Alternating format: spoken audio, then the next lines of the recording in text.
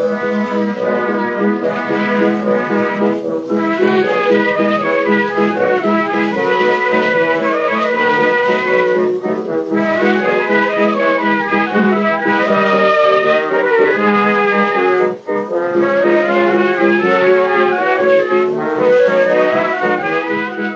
to Loremen, a podcast about local legends and obscure curiosities from days of yore.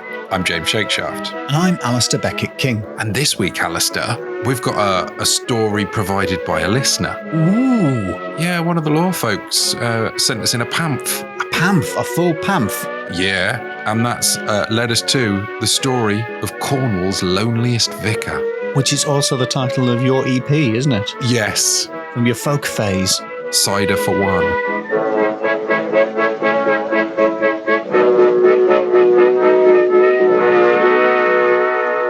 James Shakeshaft. Yeah? I thought I would try and trip you up by starting this episode as if I was the one telling the story. Oh, yeah. Go on. But actually, you are. I am. So, James, yeah. Do I want to hear a story? Yes, you do. Yeah, well, go on then. Get on with it. Come on. I'm going to, actually. Well, do, actually. Can I just do a quick thank you at the beginning of this story? Please, thank away. Yes. Well, this story comes from a pamphlet entitled Cornwall's Haunted Houses, which was gifted to us by a member of the law folk. Thank you, Justin. Thank you, Justin. That's very thoughtful. Kind of you. And I was casting my eyes through it thinking, Cornwall, eh? We haven't been down Cornwall for a little while. We've been near it, but we've not been into the depths of Cornwall. We've not plumbed the peninsula of Cornwall, have we? Not for a while. And I found something almost instantly which tickled me. I like it when you get tickled. Are you ready to be tickled? Well, I'm very excited because, and this will shock you, James. Yeah. And I don't want to dox myself, but I, ABK of the Loremen podcast. Yes. I'm going to Cornwall this week. For a little holiday. Oh, lovely. So this is great. So it's good to have a little briefing on the folkloric occurrences and encounters that might be waiting for me in the Wall of Corn. This is the obscure curiosities. Oh, I see. I want you, personally, and the listener, while they're here, to cast your mind back to 1931. Right, yeah. On the 23rd of May, I'm painting a picture of, I'm giving you some context of the time. It's the 23rd of May. Whipsnade Zoo has just opened. Yeah, first thing I thought of. Exactly. But 2 weeks later, on the 7th of June, it's the Dogger Bank earthquake. Which earthquake? The Dogger Bank. Dogger Bank? Dogger Bank, it's a bit of the North Sea that appears on the shipping report. Right. Dogger, Fisher, and there was an earthquake there. So is this a phrase you think the listeners, because they're kind of Radio 4-ish, aren't they? A lot of our listeners, you think they'll have heard of Dogger Bank? Oh, yeah. I'm sounding like a fool here by not having heard of that. I'm surprised I had to explain it to you, to be fair, Alasdair. Yeah. I thought you would be explaining it to me. Unless it's appeared in the comedy slot on Radio 4. It's not for you. Yeah. If it were the Giles Brandreth Bank, I would know who we were talking about. Well, no, it's off the northeast of England, and there was an earthquake. It was the strongest earthquake recorded in the UK since records began. Wow. Big up the northeast. A Geordie earthquake. Oh, rattling and shaking those soft southerners. Do you know Filey? Yeah, the Filey in Yorkshire. Yeah. Of dragon fame. The church's spire got twisted by the earthquake. Twisted? Yeah, apparently. Now, nope, I don't think so. Not having it. Twisted. And in the 1930s, a church spire was twisted by an earthquake. Yep. I just don't think torsion is one of the forces an earthquake applies. Well, maybe, Alasdair. Yeah. My tiny bit of research that I did on earthquakes will open your mind to the potential powers of the earthquake. Yep, sorry, I apologise. The unstoppable force of my arrogance hit the immovable object of your internet research. And it become twisted. Done it twisted. You twisted me with your facts, James. So it was a 6.1 on the Richter scale. In my view, one of the best scales. Richter, Mohs, bathroom, kitchen. Those are the only ones I can think of. Have you ever heard of the Macaulay intensity scale? No. It's another way of measuring earthquakes. Oh, there's a rival earthquake measuring scale. Yeah. We've got a Fahrenheit Celsius beef. We do. Might also be known as the modified Macaulay intensity scale. Yeah. Oh, sorry. Yes, if you'd said that to begin with, I would have known what we were talking about. Yep. It's named after the Italian volcanologist. Volcanologist? I believe it's pronounced volcanologist. Volcanologist. Yep, the Italian volcanologist. He formulated his first intensity scale in 1883. What was his name? Giuseppe Macaulay. I'm guessing it wasn't pronounced Macaulay. Scottish Italian. Yeah. Hello, welcome to Italy. I'm very into earthquakes at the moment. Have you noticed the ground shaking a wee bit there? Well, allow me to explain. It's fair shaky. There's 12 levels. 12. Ranging from not felt, level 1. I didn't feel anything that time. I didn't feel a thing. I didn't feel anything. That wasn't even an earthquake. To 12, which is extreme. Also 11 is called extreme, as is 10. What? Yeah. Okay. This one was between a 6 and a 7, which is strong and very strong. So the same rating on both the Richter and the Macaulay scale? Yes. Do you want to know what the description of a Macaulay scale strong earthquake is? Yes, please. It's felt by all, and many are frightened. Many are frightened. Well, we all felt it, but how many were frightened? Many, I see. Well, it's a 6. Number 7, the very strong. Damage is negligible in buildings of good design and construction. Damage is considerable in poorly built or badly designed structures. And churches will get twisted. Some chimneys are broken. Okay. Noticed by motorists. Presumably whilst they're in a car, not just car owners. Those with access. Yeah. Back to the Doggerbank earthquake. Chimneys collapsed in Hull, Beverley and Bridlington. Wow. Any other listeners who aren't from the northeast and want to know what happened in London, in Madame Tussauds, Dr. Crippin's head fell off. The waxwork. Wow, that's really put a human face on it. And subsequently off it. A human murderer's face. That's put an approximation of a human face on it for me. Thank you. But that wasn't the 1931 event that I wanted to talk to you about. It was similarly earth-shaking, though, Alasdair. Whoa! That was just a completely different earthquake that you just brought in order to say all that stuff about Dr. Crippins. Yes, that was... that was just to remind the listener of what earthquakes were. Yes, and to teach them about the Macaulay. The Macaulay scale. The Macaulay intensity scale. Put the hazard lights on. I think there's been an earthquake. No, in 1931, in Warligan, in Cornwall, the Reverend Frederick William Densham took over the reins of a church. The Holy Reins. Yeah. He hopped into the vestments.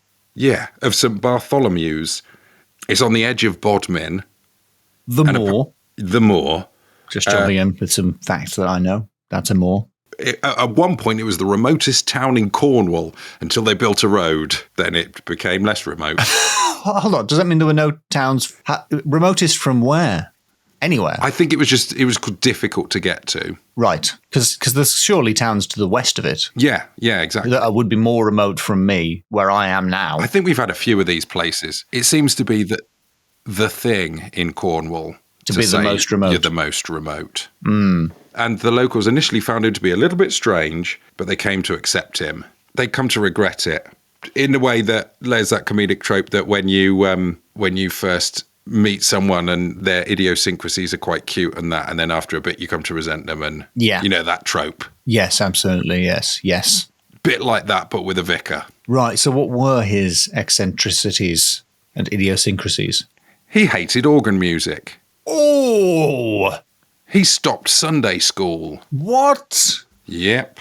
I mean, both of these things rule so far, I have to say. These sound tolerable. He refused to hold services at convenient times. Refused to hold them at convenient times? Yep.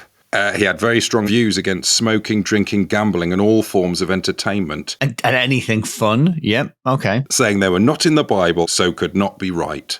Okay, but it was the olden days in the Bible, wasn't it? There's loads of things that aren't in the Bible. Yeah. Imagine if he was confronted with a DVD of the film Goodfellas. Poof. Blow his mind. I tell you what he wouldn't do. He would not pirate that DVD. So this guy was believed to have taught in India, and he was a big fan of Gandhi. He was a Fandy. Yes. He was part of the Gandom. The Gandhi fandom. Yep, that makes sense. He named one of his Alsatians after it, because shortly after he moved into the rectory, and this might have been one of the things that started to turn people against him, he bought a litter of Alsatians and just let them roam around the village. What? Well, it's just a pack of wild dogs? Just a pack of wild dogs, until one of them, Gandhi, killed a sheep. That is very un-Gandhi. It's very un-Gandhi. So what Reverend Densham did is he built an 8-foot-high barbed wire fence around the rectory. Around the ships? No, around his own house. Oh, around his own house. Okay, that makes sense. I would have just built a large fence around each individual sheep, but I suppose you do you. Nice one, Densham. But then that meant that people couldn't come and visit their vicar very easily, because he was now protected by an 8-foot wall. Yeah. And a pack of dogs. Be like The Great Escape, but in reverse, like trying to get into a prisoner of war camp. Oh, you speak very good Alsatian. Well, thank you very much. Oh, damn! I nearly got in. He also painted the walls of the church red, yellow, and blue to try and perk people up. Yeah? Yeah. I bet they loved that. They didn't, actually. Okay. 2 years into his tenure, he was murdered and no one saw anything. They tried to sack him. Yeah? Yeah, they went to the bishop or whatever, and they had an investigation, and he argued that he'd done nothing wrong in ecclesiastical law, and he was exonerated. Yeah, there's nothing in the Bible against painting walls, a colour that upsets people, is there? Or having a big wall around your dogs. It did come out also that when the secretary of the church council tried to stop him from improving the church, Reverend Densham threatened to kill him. Ah, okay. Still fine, though, turns out. Still fine? Yeah? Is that fine? Yeah. There's nothing in the Bible against killing people, is there? Or threatening to kill people, maybe. He's got us on a technicality there. Yeah. The entire church council resigned, and people just stopped coming to church. And this is the 30s. Yeah. Church is a big thing. They haven't got DVDs of Goodfellas. We've established that they did not have DVDs. Legal or illegal. They didn't even have pirate DVDs. So he preached to an empty church for 20 years. 20 years? 20 years. Do we think he really did the sermons with no one in there? Well, yes. He made cardboard cutouts of the congregation. This is very odd behaviour. Yeah. He kept a meticulous log. And here's a couple of examples. Say what you will about him. Kept a meticulous log. As in a diary. Not because given how this bloke's going, it could have been a bit of wood. Could have been a small piece of wood. It was clean, gosh darn it. Ever so clean. Actually, he smashed up all the furniture and ripped up all the floorboards for his fire because he constantly complained about the cold. He's a very peculiar figure. So going back to his... Yeah, I'm just not sure everything's going that well there. No. Well, here's a couple of examples of what was in this log. No fog, no wind, no rain, no congregation. Or it would say, severe gale with hail, very cold, no congregation. He made these sort of wooden cardboard figurines of congregation, and he wrote little name slips of previous vicars. This is according to the Independent on Sunday from 1981. There was an article about him. He can't still have been in office by the 80s. Then. No. This seemed to have been an article because an American book came out called The Mad Emperor of the USA and Other Great Eccentrics. I see. So he's mentioned in this book. To be honest, I feel... this is a Independent on Sunday. I feel this article is a little bit of filler. It's not front page news. 30 years ago, Vicar, odd. Was strange.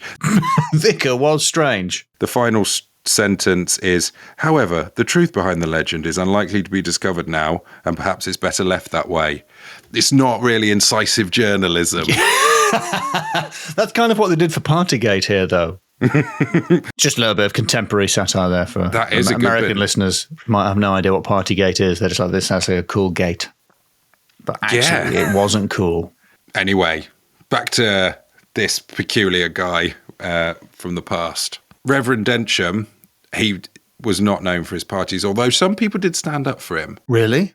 He had pals in the village. Mrs. Barbara Keast stood up for him, to be honest, in this 1981 article. Oh, yeah. Said, as far as I'm concerned, the Reverend Densham was a very good man, and the reports of him being evil, which circulated at one time, are absolute rubbish. I haven't heard anything about him being evil. You haven't heard that he's been evil? Yeah. I haven't heard anybody say the word evil up until this point, Barbara. No. Whenever he heard there was a sick person anywhere in the area, he would take them flowers from his own garden, and apparently also we would take apples from, he had a little orchard with some pretty fancy apple trees in it, actually. Those are my own. That last bit was my own. That wasn't Barbara Keast. Evil vicar hoards nice apples.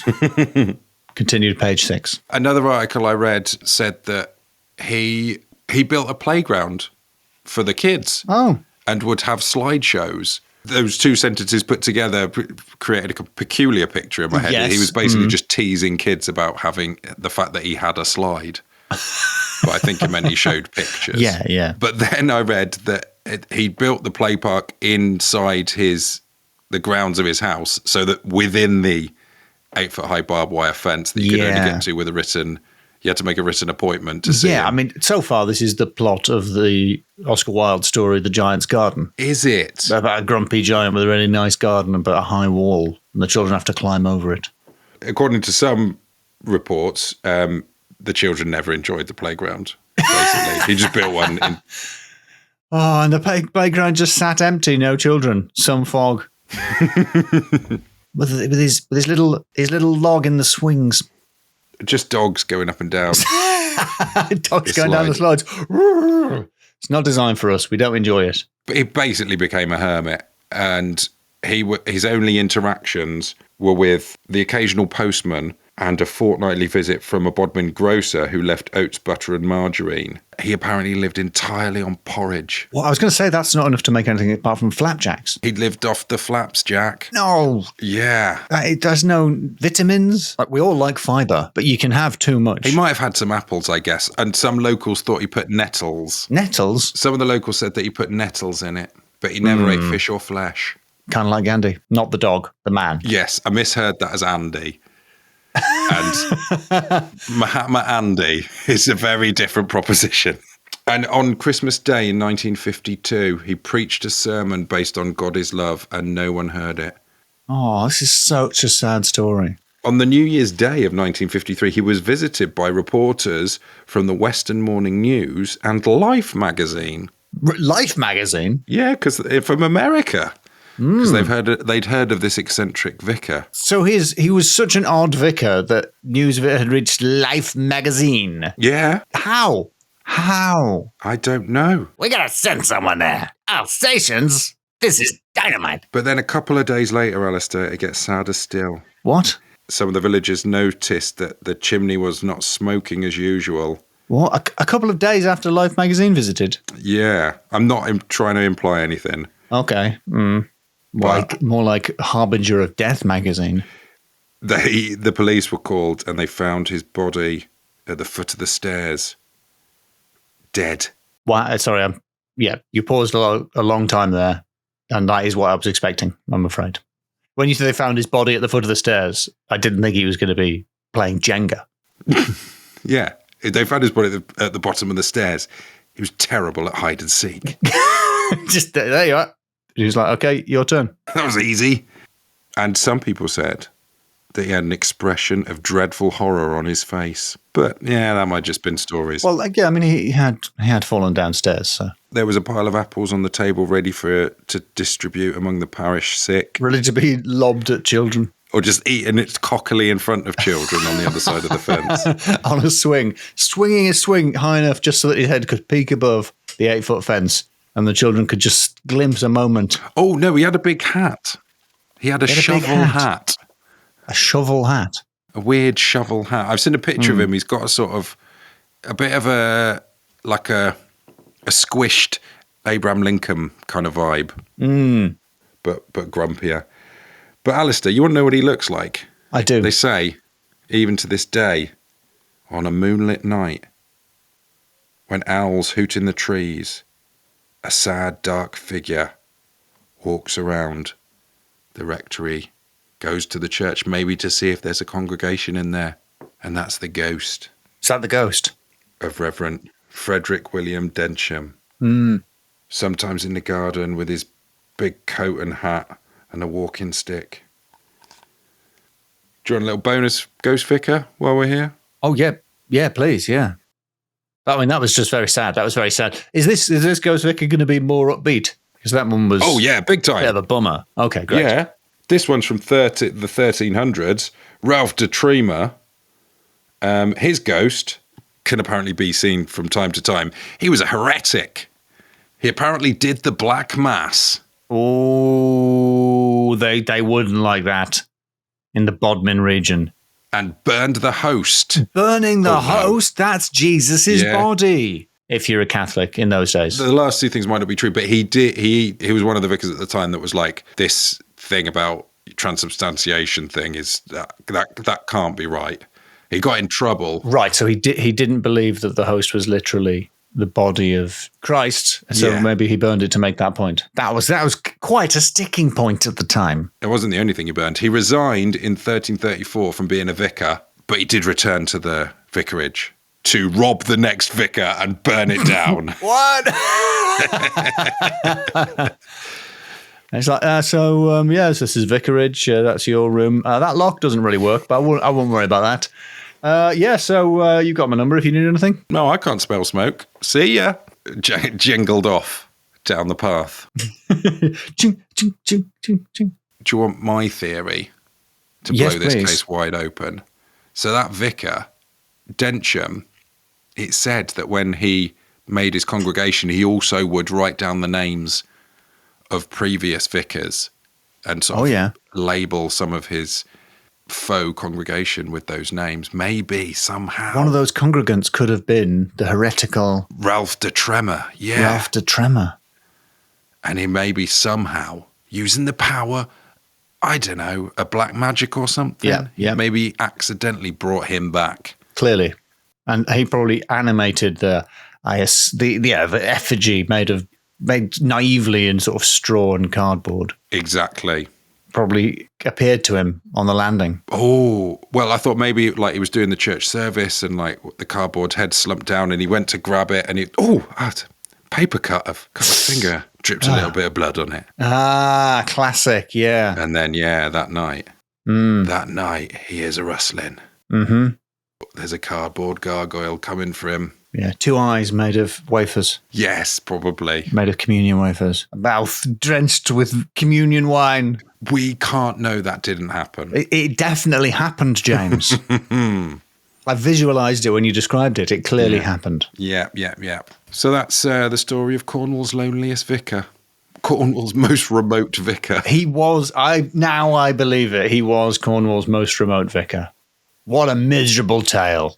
I hope my holiday in Cornwall isn't as sad as that. Well, don't bring a pack of Alsatians down if you want to make a good first impression. I will go on holiday the way I choose. When I want to relax, I want to do it my way. I'm going to be told how to behave. Yeah, and you just ride off on a skidoo pulled by a pack of Alsatians on Gandhi. Other famous on Gandhi, on Einstein. I can't think of any other famous people who aren't really bad, like people who are famous for being nice. That's sad, isn't it? And I don't think anything Einstein did could have been taken badly, could have been misused in cinemas now. Right. So, you ready to score? Did you see that Christopher Nolan said of Oppenheimer that he was the darkest character of any of his films, even darker than Batman? It's like, whoa. Do you realize that Oppenheimer's a real person? You imagine he created the bomb. It's such a big deal. It's almost insulting to go wow, this is actually almost as serious as Batman. 3 films I made about a man who dresses as a bat to punch people. Wow. This atom bomb stuff is a big deal. But there's that bit, isn't there, when I don't know if it's in Batman Begins, and he's like, the criminal's like, who are you? And he comes down and he goes, I am become death, the destroyer of worlds. Master Oppenheimer, I know you've made a bomb and you regret it, but we'll have to keep going. I don't want to bury another Oppenheimer. Some people just want to see the enemies of America burn. Let's do the scores. Why so physicist? That was it. That was all I could think of. That's very good. You ready to hit me with the scores? I'm going to lob them at you. Like an apple? Yeah. I'm going to lob them at you like a vicar would an apple at a child. That is completely made up by you. I didn't even allude to that at any point. He was given apples. He clearly did it, James. He clearly did it. In the same way that he created a sort of cardboard, I don't know what the word is. A grotesque sort of Wizard of Oz scarecrow of a 14th century heretic. It happened. It definitely happened. Okay, first category then, names. Well, I do like the Cornish names. They're odd.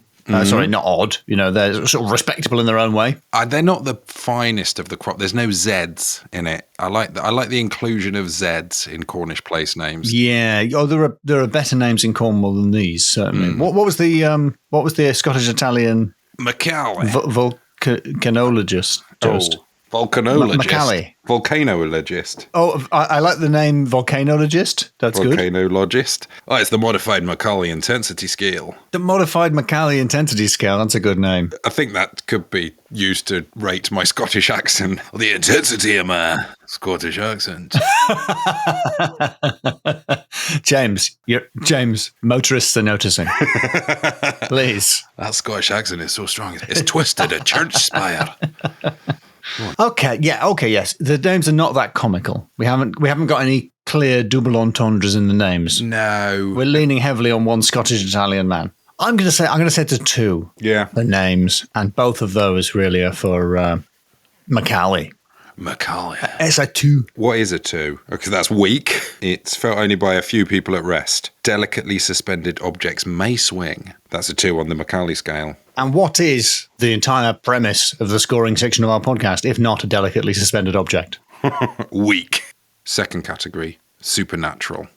What was that satisfying little chuckle you did there? You seemed confident for a second. It was ever so supernatural at the end.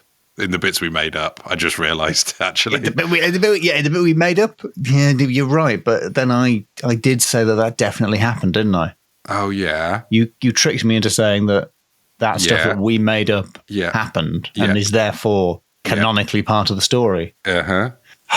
So I feel like my hands are tied, really. I want to give you a solid 1, but I'm going to give you a 4. I'm going to subtract 1 because none of it happened. Whoa. But I'm going to give you 4 because wouldn't it have been good if it did? Wouldn't it? Yeah. That's light. To be honest, a 5 is only moderate. Yeah, our scale is not quite the same as the Macaulay scale. Okay, third category. This is like the wee Jamesy and Ali scale. That's what this one is. It just goes up to 5. The third category then is cardboard congregation. Yeah, first showing of a cardboard congregation on the podcast, to my knowledge. I don't think we've ever had so many folk We've had people. too many parsons, but we've never really had too few congregants. Have I told you about there's that village in Japan that is full of scarecrows? No. So on one of the more remote islands in Japan called Shikoku, there is a village. If you look it up, it's full of scarecrows, literally. They're all in like poses around this village as though they're getting on with their life. There's like one in the telephone box, a couple sort of waiting for a bus, one fishing by the river and stuff like that. And apparently it was someone had moved from a big city to his hometown and there weren't that many people living in the town. So as a hobby, they started. Wow. So logically, the only thing to do. Yeah. Is fill your hometown with grotesque effigies. Yeah. Yeah. I'm looking at pictures of it now. So I similarly had never heard of this place until one day my wife and I found ourselves driving through it. What a way to find out. Yeah. It was really like we needed directions as well. Saying, should we stop here? I can see a picture of one pointing, so that might have helped. That was a human when we asked it, but it turned. It turned. Or it went, It is very 80s Doctor I might Who. do this for some of my gigs, just to pad out the audience, frankly. Make a bunch of scarecrows. Yeah, I might just take a leaf out of this Vicar's book. But you might reanimate a heretic. Ugh. It's always the chance, though, isn't it? Can I just check, are you pronouncing heretic incorrectly on purpose for humorous effect, or are you mispronouncing it? No, I'm just mispronouncing no. heretic. Okay, well, I didn't want to mispronounce heretic. No wonder I haven't been able to get the Exorcist sequel out from the video library. I feel like you've lured me into a trap. Heretic. Wait a minute, which one is it? Heretic. It's heretic, but it's heretical. So that hence the confusion. That is pathetical. Oh, well. So, Cardboard Congregation. I'm going to say it's 5 out of 5 because I'm confident that another story is not going to appear with as strong a showing in this area. Good. And my final category is Tremors in the Night. Oh, do I sense a pun? There is, of course, a pun. Yep. Can you explain it, though? Yeah, of course, like all the best puns. like all good jokes. Could you just really unfold that for me, please? We opened with the Doggerbank earthquake. We did. Tremors happen after an earthquake. And we ended with the ghost of a guy called Ralph de Tremor. De Tremor, yeah. And we can only imagine the fear that was struck into the heart of the vicar, who wasn't evil. No. Would have set him a tremor, probably. Yes. Would have set him a trembling upon the top step. Yeah. Before he plummeted precipitously down. Mm-hmm. Probably hasn't got anything much to do with the story in the middle, but it does bookend it quite nicely. No, it was really nicely bookended by Tremors/De Tremors. So I'm going to go with a 3 because I can think of 3 times Tremors appeared in the story. Excellent. All my tab. And just for completeness sake, that will be felt quite noticeably by people indoors. Many people will not recognise it as an earthquake, and vibrations are similar to the passing of a truck. Yeah. So there. No, nice. Yeah, very respectable. So there it is. That's the Cornwall's Loneliest Vicar. A lovely little tale of a sad man. Yeah. You gotta make your own friends. Make friends, but not like Raise that. a pack of hounds. Yeah. I think there's a few lessons there for all of us. If you wanted to be, a little bit more sociable, maybe hang out with people online who listen to the same podcast as you in a Discord of some kind, what could you do, James? Well, you could go to patreon.com/LoremenPod. /LoremenPod, you say? Or cut down that 8-foot high barbed wire fence that's around your vicarage. No. Don't do that. Get into the Patreon. Yeah, do that. Join the Discord and say hi to the other law folk. Yes, join us.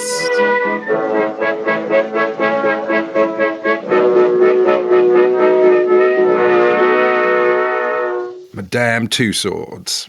Sounds like a pirate that's complaining about too much weaponry. Excess swords, yeah.